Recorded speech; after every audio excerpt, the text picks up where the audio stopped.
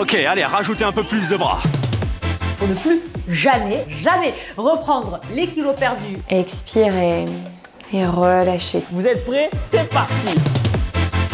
Méditation, sport, coaching, sophrologie, thérapie, massage, yoga. Depuis quelques années, les incitations à prendre soin de nous pullulent. Sur les murs des arrêts de métro, en passant par la télévision, les publicités sur Internet, dans les magazines et jusque dans les entreprises, l'injonction est la même. Vous devez vous occuper de vous pour aller mieux. Et si vous n'allez pas bien, c'est que vous n'essayez pas assez fort. À coups de happiness manager, d'influenceurs multimillionnaires, de marques de vêtements, de livres, d'émissions, le néolibéralisme a absorbé tout ce que l'on pourrait placer dans la vaste catégorie du bien-être. Pourtant, une fois ce constat établi, faut-il éliminer le bien-être de nos vies? Faut-il arrêter de faire du yoga ou de la méditation? Au contraire, n'aurions-nous pas besoin d'aborder différemment ces pratiques visant à prendre soin des individus? Ne faudrait-il pas les politiser pour mieux en récolter les fruits, pour les démocratiser? C'est à toutes ces questions qu'on va essayer de répondre dans cette nouvelle émission pour Blast.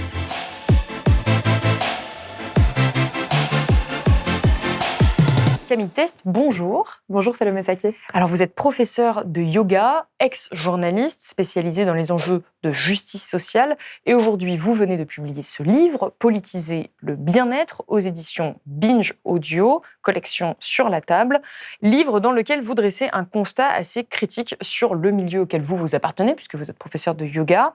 Alors avant qu'on aille plus loin, j'aimerais qu'on donne une définition importante puisqu'elle fait partie du titre du livre. Qu'est-ce que c'est que le bien-être ? Le bien-être aujourd'hui, c'est un marché, un très grand marché, l'un des plus grands marchés du capitalisme, l'un des plus porteurs, qui en gros qualifie toutes ces pratiques qui vont avoir pour objectif d'apporter une forme d'équilibre psychologique, émotionnel, spirituel, physique aux personnes. Donc dedans, on va mettre le yoga, toutes les pratiques psychocorporelles, fitness, nutrition, mais également massage, esthétique, et aussi des pratiques un petit peu plus spirituelles, ésotériques ou issus d'environnements plutôt extra-européens, comme, je sais pas, l'Ayurveda ou les pratiques chamaniques d'Amérique du Sud.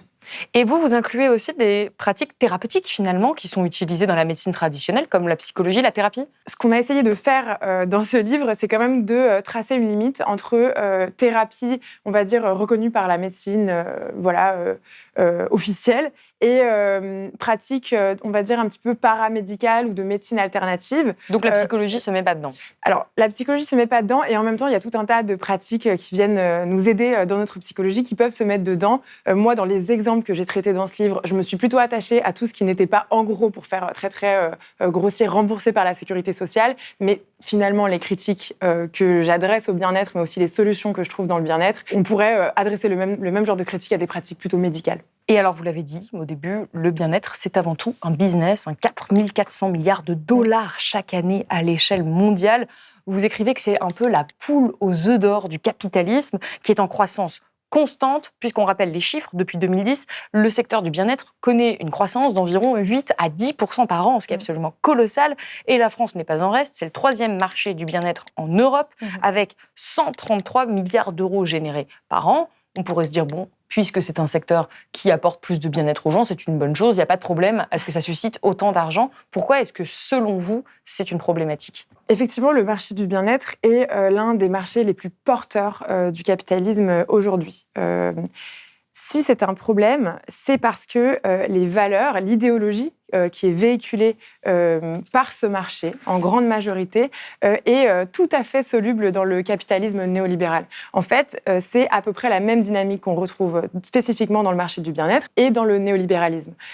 Pour faire bref, le néolibéralisme, c'est un capitalisme qui se serait glissé dans tous les interstices de la vie des gens, dans l'intime, dans le personnel, dans les relations amoureuses. Et ce que nous dit le bien-être, en gros, c'est, vous êtes responsable, vous, comme si vous étiez des petites entreprises, finalement, de vos bonheurs et de vos malheurs. Et donc, puisque vous êtes responsable, par exemple, vous, Salomé, vous êtes responsable de votre bonheur, vous allez devoir vous livrer à tout un tas de pratiques, massage, yoga, fitness, thérapie, pour aller bien. Et si vous n'allez pas bien, c'est de votre faute, vous ne vous êtes pas assez livré à ces pratiques, vous n'êtes pas assez rentré dans cette espèce de quête de la meilleure version de soi-même qu'on connaît aujourd'hui. Or, le problème, c'est qu'on sait très bien que être heureux ou malheureux ne dépend pas vraiment de nous. En réalité, c'est la société dans laquelle on est, c'est la manière dont nos relations humaines sont organisées, dont le travail est organisé. Est-ce qu'on est sur une planète qui n'est pas en train de brûler? Voilà. Donc c'est évidemment quelque chose qui ne dépend pas complètement qui ne dépend quasiment pas en réalité de nos choix personnels et de nos pratiques personnelles. Et c'est là où je trouve que votre livre est vraiment intéressant. C'est que vous expliquez ce que vous montrez, c'est que le bien-être, et tout ce qu'on inclut dans le bien-être aujourd'hui, c'est finalement les meilleurs agents du capitalisme.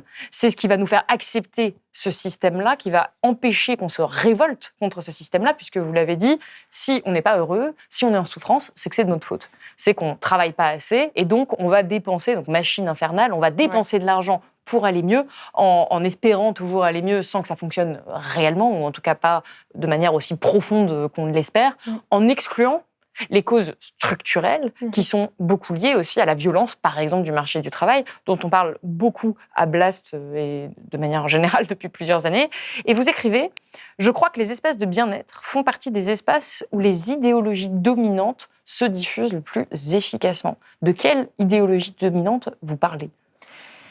Effectivement, dans le bien-être aujourd'hui, je crois que cette culture néolibérale qu'on vient d'évoquer se diffuse avec énormément de facilité, et notamment parce qu'en fait, quand vous arrivez dans un espace de bien-être, parce que, je sais pas, il y a les petites bougies, une petite musique douce, on a l'impression en fait de s'accorder une espèce de moment hors du temps, alors qu'en réalité, les grands problèmes de la société qui traversent tout un tas d'autres espaces, je sais pas, l'école, le travail, traversent aussi le monde du bien-être.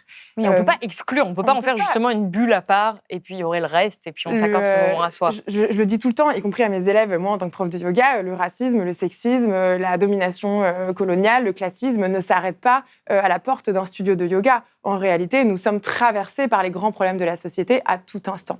Et donc, dans le monde du bien-être, effectivement, la culture néolibérale se développe avec énormément de facilité, d'autant plus que comme on ne sait pas qu'elle est là, je ne sais pas, contrairement au monde du travail, on peut se dire, il peut y avoir un certain nombre de dominations, il y a des rapports de force. Dans le monde du bien-être, on s'y attend moins. Au-delà de la culture néolibérale, se diffusent aussi tout un tas d'autres idéologies qui, à mon sens, sont profondément nocives, à commencer par des idéologies fascistes d'extrême droite. Mais ça, c'est la dernière chose qu'on accolerait à un studio de yoga ou à des espaces de méditation, c'est une idéologie d'extrême droite. Et pourtant, c'est vraiment assez étonnant la manière de ce que vous montrez, et vous le montrez avec des faits, des chiffres, c'est qu'effectivement, il y a des idées qui peuvent être diffusées dans ces espaces-là, mais de manière beaucoup plus subtile, notamment via ce que vous appelez le New Age. Est-ce que vous pouvez nous rappeler ce que c'est ? Alors, le New Age, c'est un courant syncrétique, une sorte de bricolage qui est fait notamment par des personnes occidentales à partir de tout un tas de spiritualités. Alors, on va aller chercher en Inde un certain nombre de notions comme le karma ou la réincarnation. On va aller chercher des rituels comme la purification à la sauge en Amérique du Sud. On va combiner ça avec des pratiques liées à l'islam, liées au christianisme, etc. Et tout ça, ça va devenir une espèce de bric-à-brac, gloubi-boulga un peu, qui va servir, qui va permettre de raconter un peu tout et son contraire, un peu tout et n'importe quoi. Mais en l'occurrence, ce qu'on réalise aujourd'hui dans le New Age, c'est que ce véhicule, l'idée, par exemple, qu'il suffirait qu'on élève tous nos énergies quantiques pour aller mieux, ou qu'on change nos vibrations, que finalement, si on est pauvre ou si on est oppressé, si on est opprimé, c'est peut-être parce qu'on n'a pas fait le travail de nettoyage nécessaire. C'est vrai que du New Age à l'extrême droite, à des idéologies plus fascistes, il n'y a très très souvent qu'un pas. Pourquoi ? Parce que le New Age, avec ce discours spiritualisant, va souvent nous détourner des causes réelles de nos problèmes. Si la planète se réchauffe, c'est la faute du fait qu'on serait rentré dans l'ère du Verseau, par exemple. Et donc, du coup, dedans, on peut dire tout et n'importe quoi. Et parfois, sous couvert de dire quelque chose d'un peu, anti-système, comme on l'a vu beaucoup sur Instagram ces derniers mois, c'est personnes proches des milieux du féminin sacré qui vont dire qu'il faudrait, je sais pas, que les femmes reprennent en main leur pouvoir de femme en se tournant vers des moyens de contraception à base de plantes ou des choses comme ça complètement dingues, en fait, vont proposer des projets de société qui sont profondément réactionnaires. Ce que disent, par exemple, ces influenceuses qui disent qu'il faudrait se tourner vers une contraception à base de plantes, c'est cracher sur des décennies de lutte pour l'avortement et pour la protection des droits reproductifs. Oui, vous expliquez qu'il y a même des militants justement du bien-être et du féminisme, et parfois ça se mélange, qui sont anti-avortement, parce que c'est une intervention médicale, que ça va à l'encontre du bien-être des femmes. Oui, en tout cas, je ne sais pas si ces personnes se revendiquent féministes, mais par contre, souvent, elles se revendiquent comme défendant le droit des femmes et la liberté des femmes. Il y a un terme qui résume tout ça, qui est la conspiritualité. Le fait, en fait, en gros, c'est une sorte de mélange de complotisme et de spiritualité qui, à travers un certain nombre de discours un peu flous, où on entend un peu tout et son contraire, vont essayer de faire passer des idées super réac comme des idées progressistes. Là où c'est intéressant, c'est qu'il y a peut-être des gens qui nous regardent et qui se disent « mais moi, je ne vais pas à un cours de New Age en ville, je n'ai aucun rapport avec ça ». Et en réalité, ce que vous montrez, c'est que c'est flou. On n'a pas forcément conscience d'être en contact avec ce type d'idéologie et on peut aller à un cours de yoga, on peut aller à un cours de méditation, de tout ce qui peut sembler plus naturel pour le bien-être. Et en réalité, derrière, on peut avoir un prof, on peut avoir des élèves, on peut être mis dans des sphères sur les réseaux sociaux où petit à petit, on va avoir accès à ces influenceurs et influenceuses dont vous parlez et être au contact de ces idéologies sans s'en rendre compte. Et c'est assez massif. C'est ça que vous montrez. Alors moi, ce que j'ai trouvé vraiment flagrant, et je trouve qu'il y a un exemple particulièrement pertinent de ça, c'est un YouTube d'extrême droite dissimulé derrière des coachs qui ont l'air hyper sympas, comme ça, et qui en fait vont véhiculer des valeurs extrêmement violentes et vraiment réellement fascistes. Je vais vous donner l'exemple d'un YouTuber qui fait tout un tas de contenus autour de la méditation, mais aussi du développement de certaines qualités humaines comme l'antifragilité, qui est une notion qui a été développée par un auteur qui s'appelle Nassim Nicolas Taleb, qui en gros consiste à dire que pour devenir plus fort, pour se renforcer, il faudrait être soumis à un certain nombre de violences. Il donne par exemple l'exemple de, comme une branche d'arbre, si on coupe une branche d'arbre, l'arbre ne va pas seulement survivre, il va faire repousser une branche. Donc dit autrement, il faudrait faire subir de la violence aux gens pour leur permettre en fait de développer leur puissance. Ça, c'est une très très bonne façon de dire, vous voyez, je sais pas, les personnes en très grande précarité, c'est bien de continuer à les soumettre à de la dureté de la vie, parce que finalement, ça les renforce. Ce sont des idées, en fait, il faut creuser longtemps. Moi, par exemple, ce YouTuber, j'ai regardé, 10 vidéos avant de réaliser qu'en fait, derrière ça, il y avait une morale réellement fasciste. Et en creusant un peu dans ses réseaux, je me suis rendu compte qu'il était très, très proche de tout un tas de grandes figures de l'extrême droite française.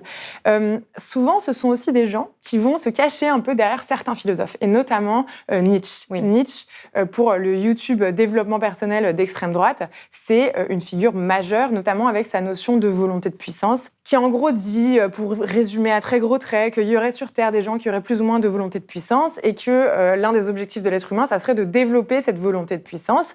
Et puis finalement, si on n'arrive pas à développer cette volonté de puissance, en tout cas c'est comme ça que l'interprète ce YouTube d'extrême droite, c'est que finalement on ne serait pas un surhomme et donc tant pis pour nous, on resterait du côté des faibles et puis les forts resteraient du côté des forts et c'est très bien comme ça. Encore une fois, c'est une façon de peu à peu de mettre dans la tête des gens que s'il y a des dominés, des dominants, c'est OK, c'est normal en fait.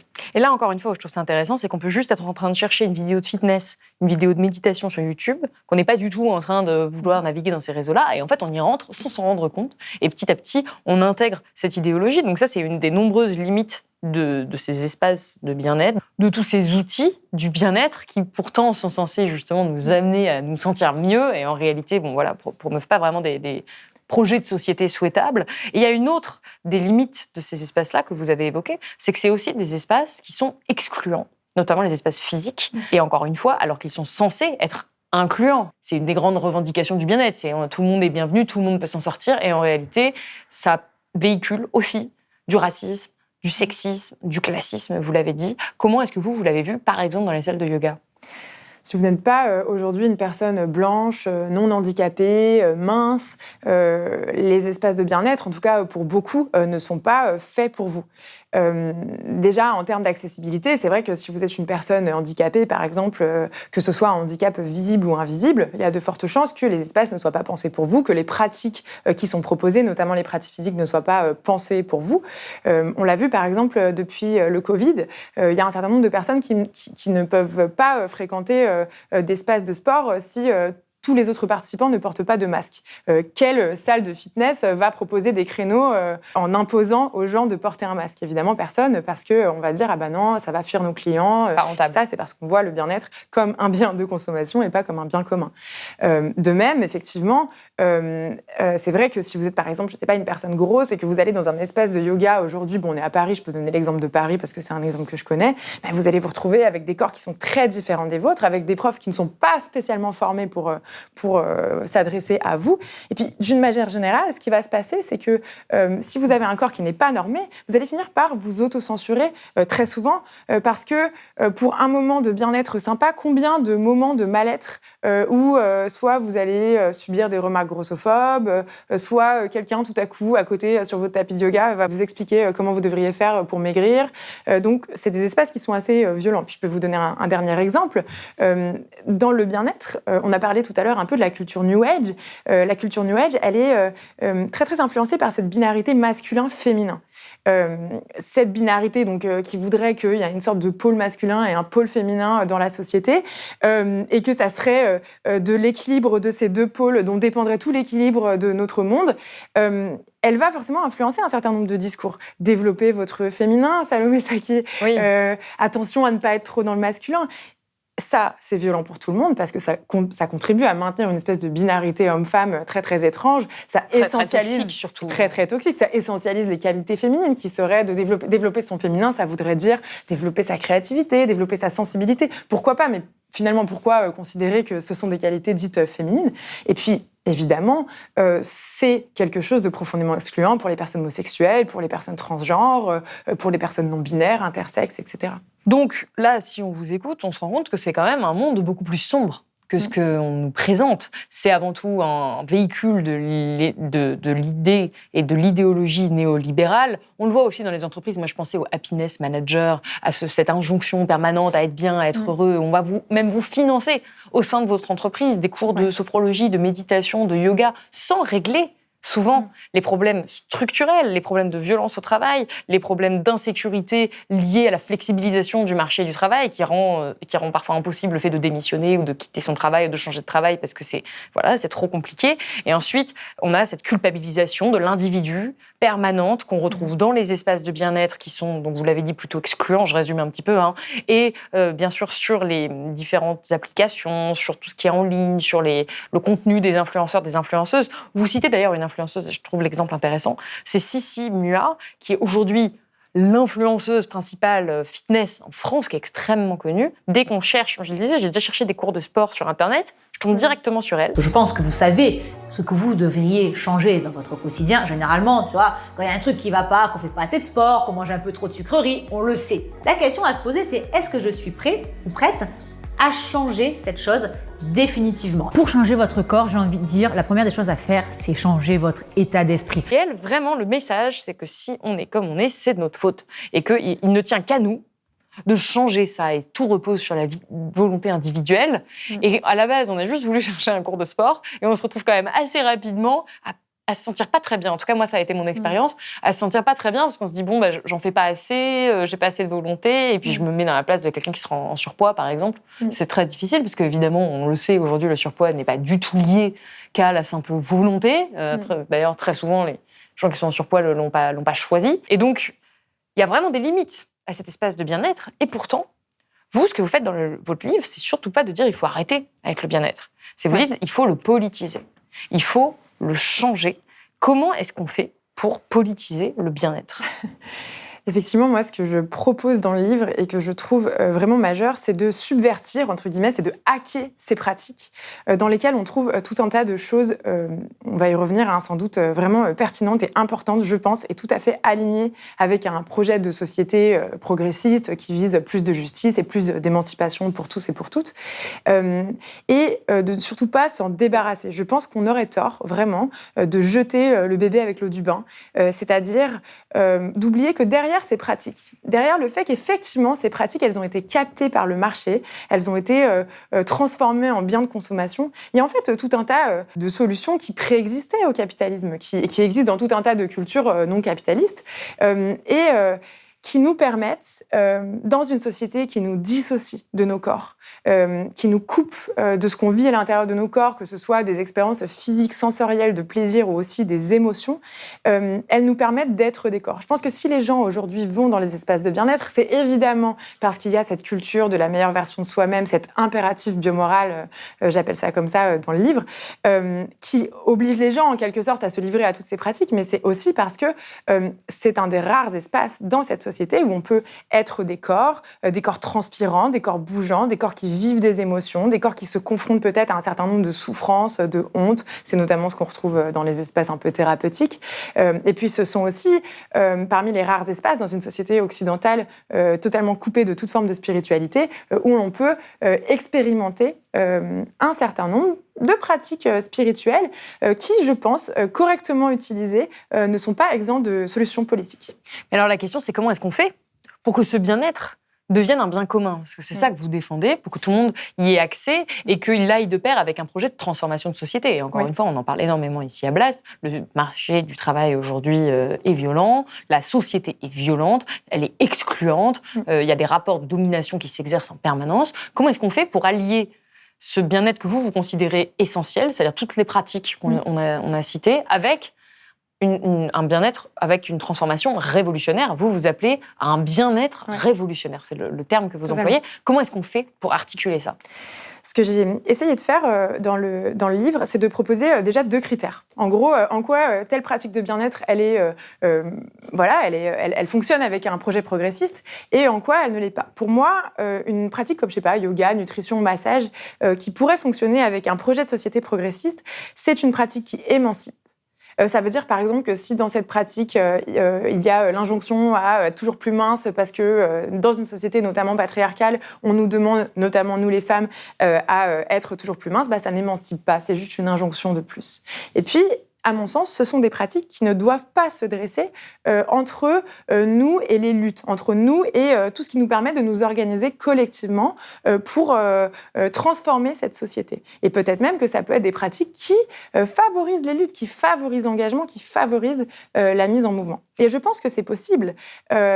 Déjà, je peux vous donner quelques exemples. C'est évidemment possible parce que toute personne qui s'engage un peu dans la transformation de la société s'épuise. Et c'est normal. Lutter, défendre ses idées, c'est épuisant. Et on sait que, je crois qu'on sait que se reposer, prendre le temps de faire une pause, prendre le temps de retourner dans son corps, faire du sport, dormir, passer du temps en famille, ce qu'on qualifie de self-care plus communément, c'est hyper important pour être capable de continuer à s'engager, à lutter à long terme. Combien de personnes ont fait des burn-out militants dans le monde de l'engagement? Énormément. Parce qu'on ne valorise pas assez justement ces pratiques du bien-être et parce qu'on ne les encourage pas aussi à prendre soin d'eux. Absolument. Et je crois que partout dans la société, mais notamment à gauche, on a beaucoup de mal avec cette idée de accepter que nous sommes des individus faillibles, vulnérables, des individus qui fatiguons, des individus qui avons besoin de repos, qui sommes traversés par un certain nombre d'émotions. Oui, vous dites qu'on peut avoir un épuisement émotionnel et que on doit l'accueillir aussi. Oui, et c'est normal. Toute personne un peu engagée va finir par s'épuiser un petit peu et c'est normal.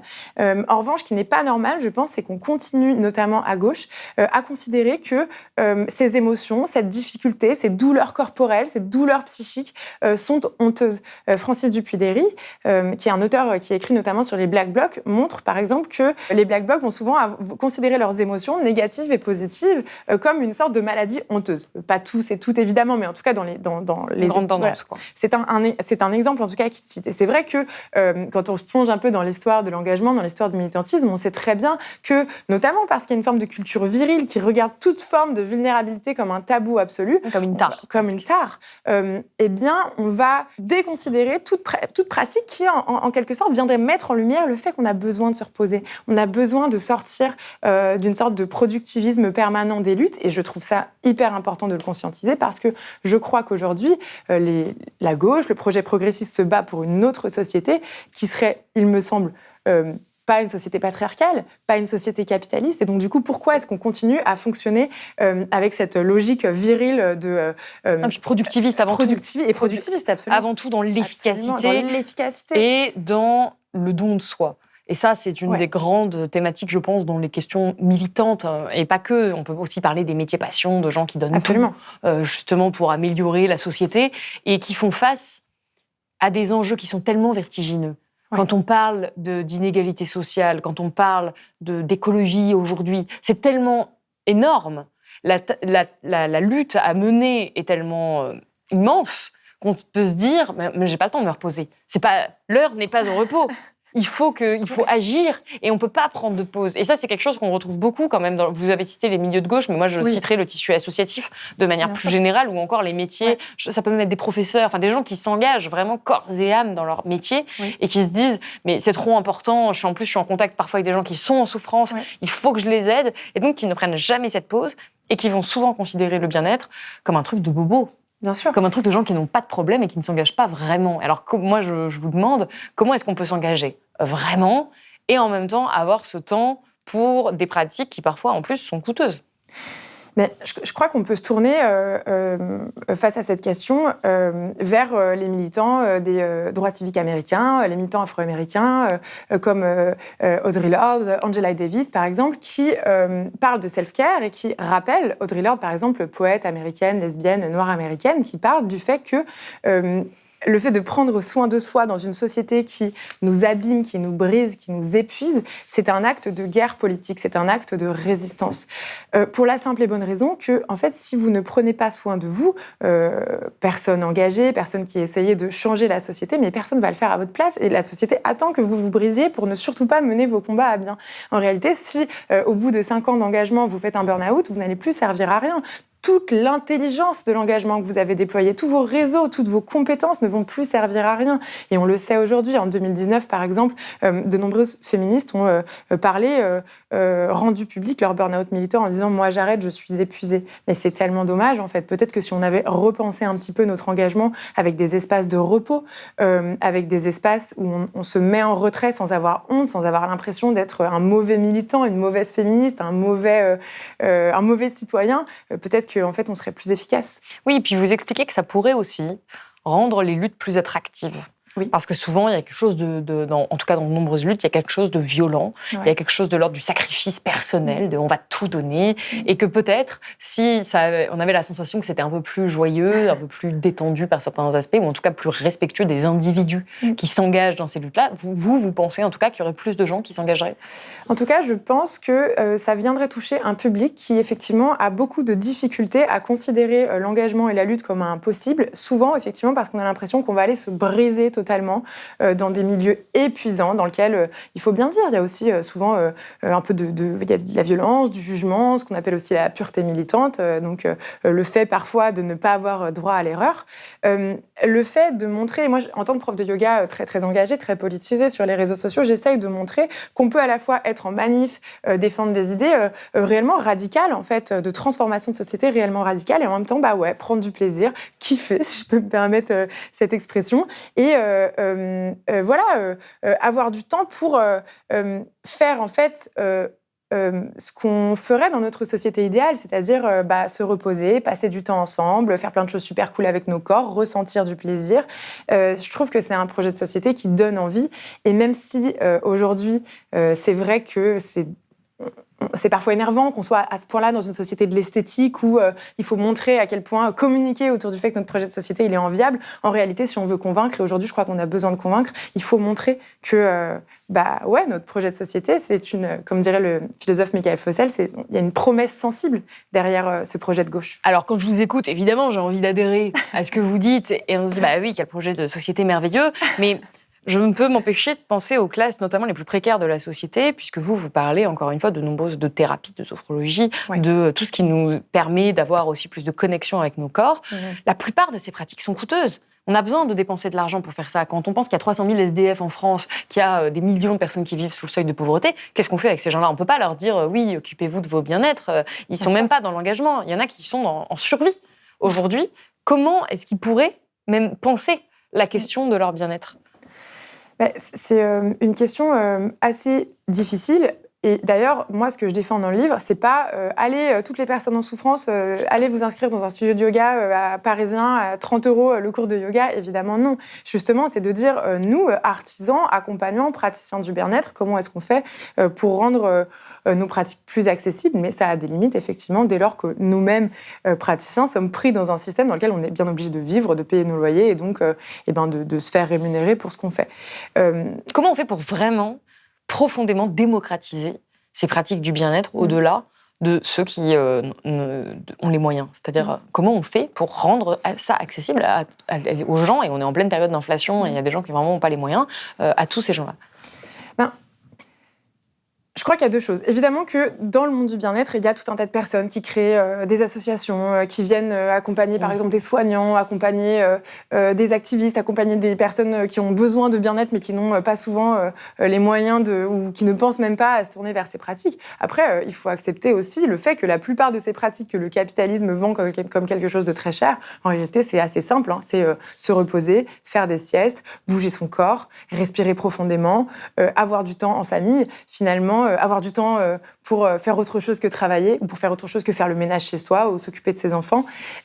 Vous prenez l'exemple, par exemple, des marches en forêt, de tout ce qui est marche silencieuse. Vous insistez sur le silencieuse et vous dites que ça, c'est accessible à tous, qu'on peut tous sortir et essayer d'accéder à un espace où juste on marche. Et ça c'est du bien-être pour vous. Dans les retraites de yoga que je propose, mais c'est tout à fait faisable dans tout un tas d'autres contextes. Effectivement, je propose des longues marches en silence où on essaye de marcher le plus lentement possible. Pourquoi je fais ça? Parce que on est dans une société productiviste qui ne nous valorise que dans l'agir, que dans l'action, que dans la rapidité, que dans le fait d'être tout le temps archi-performant. Ralentir, et pas simplement savoir, parce qu'on sait tous, on se dit tous, il faudrait qu'on ralentisse, on va trop vite et tout, mais ralentir, le ressentir dans son corps, le faire, s'astreindre en quelque sorte à ralentir, c'est réapprendre à son corps qu'on peut fonctionner et qu'on peut se valoriser autrement que dans l'agir. C'est en quelque sorte, je crois, se désintoxiquer de ce productivisme. Je pense que là, les pratiques de bien-être, elles ont un intérêt. L'intérêt, pour moi, c'est d'offrir des espaces, d'ouvrir des brèches pour ressentir dans nos corps, des corps complètement coupés d'eux-mêmes dans un système qui nous veut machine productive. Depuis l'enfance, on va à l'école, on est assis sur des chaises, on apprend à rester 8 heures d'affilée assis à travailler, on ressent plus rien dans nos corps. Et d'ailleurs, si on ressentait des choses dans nos corps, on serait tous en train de faire la révolution parce que c'est horrible en fait ce qu'on nous propose en termes de quotidien dès l'enfance. Ces pratiques, elles peuvent nous le rappeler. Alors qu'on est coupé de nos corps, elles peuvent nous ramener dans nos corps, elles peuvent nous permettre de ressentir tout un tas de choses, y compris du plaisir. Parce que je crois que l'un des grands travers aujourd'hui du monde productiviste, capitaliste dans lequel on est, c'est qu'on n'a plus le temps de ressentir du plaisir, on n'a plus le temps d'utiliser nos corps à autre chose que aller au travail, travailler comme des brutes, revenir du travail, dormir, aller au travail, etc. Dans le livre, je donne plusieurs exemples. Je donne l'exemple de cette praticienne de mouvement. Le mouvement, c'est une pratique physique qui est inspirée à la fois du fitness, des arts martiaux, etc., qui va se pratiquer à l'extérieur, dehors, dans la rue, et qui a vocation à nous faire ressentir tout un tas de choses différentes, très très sympas dans nos corps, et le tout dans l'espace public. Donc il y a aussi quelque chose de majeur, je crois, à occuper l'espace public avec nos pratiques. Pour moi, c'est profondément subversif. Parce qu'aujourd'hui, l'espace public, il sert juste à passer pour aller travailler, à passer pour aller faire des courses, à passer pour aller consommer. Dès lors qu'on fait autre chose et qu'on l'impose au regard, en quelque sorte, dès lors qu'on impose son plaisir aux autres, eh bien, on commence déjà à proposer une autre façon de faire société, une autre façon d'habiter la rue, une autre façon d'habiter l'espace. Alors effectivement, ce que vous proposez, c'est vraiment un changement de paradigme. Et ce qui est intéressant, c'est que vous avez une partie où vous parlez du mal-être des riches. Oui. Et où vous dites que même, en fait, quand on est soi-disant les gagnants du système, on n'est pas vraiment dans le bien-être et que c'est souhaitable pour personne de continuer à maintenir et à alimenter cette machine-là. Donc en fait, c'est un livre qui est vraiment profondément anticapitaliste. En tout cas, c'est vraiment ce que vous défendez là. Ma question, c'est comment les gens qui nous regardent pourraient faire? C'est-à-dire, on fait quoi? On s'engage d'une partie, quand on le peut, on s'engage, et à côté, on prend finalement aussi soin de nous avec les outils qu'on a, financiers qu'on a, quand on le peut. Je crois qu'on arrête d'utiliser ces pratiques pour être plus productif au travail ou pour avoir un corps toujours plus normé, et on se demande ce qu'on peut faire pour se désintoxiquer de ce système qui nous rend hyperactifs, de ce système qui veut que nos corps soient juste des rouages, des variables d'ajustement. En fait, il y a une réflexion philosophique à laquelle vous appelez. Mais c'est aussi quelque chose de très pratique, c'est ressentir dans vos corps ce que ce système vous fait. Même, vous parlez de la richesse, même quand on est riche, même quand on a fait des études supérieures. Moi, j'ai fait des études à Sciences Po, à Paris. C'est terrible ce qu'on fait vivre à nos corps dans ces espaces. On travaille énormément. Nos corps, finalement, ne sont que une sorte d'objet pour porter nos têtes pensantes. Et on crée dans ces espaces des gens, comme nos dirigeants aujourd'hui, qui vont être tellement déconnectés de leur réalité corporelle, de ce qu'ils ressentent à l'intérieur d'eux, qu'ils vont être capables de voter la réforme des retraites. Et c'est-à-dire proposer à des corps déjà exsangues une violence supplémentaire pour 2 ans de plus. C'est incroyable de se dire qu'aujourd'hui... Après, nos corps ne sont pas fatigués de la même façon quand on est devant des ordinateurs Absolument. que quand on travaille sur des chantiers. Mais sincèrement, je pense que déjà, on ne se rend pas compte quand on a une vie plutôt privilégiée, effectivement, où nos corps, finalement, la fatigue subie par nos corps n'est rien par rapport à la fatigue subie par, effectivement, quelqu'un qui travaillerait à la chaîne ou qui se lèverait à 5h du mat pour aller faire des ménages dans un grand bureau à la Défense. Imaginez à quel point ces personnes peuvent être déconnectées des réalités corporelles d'autrui.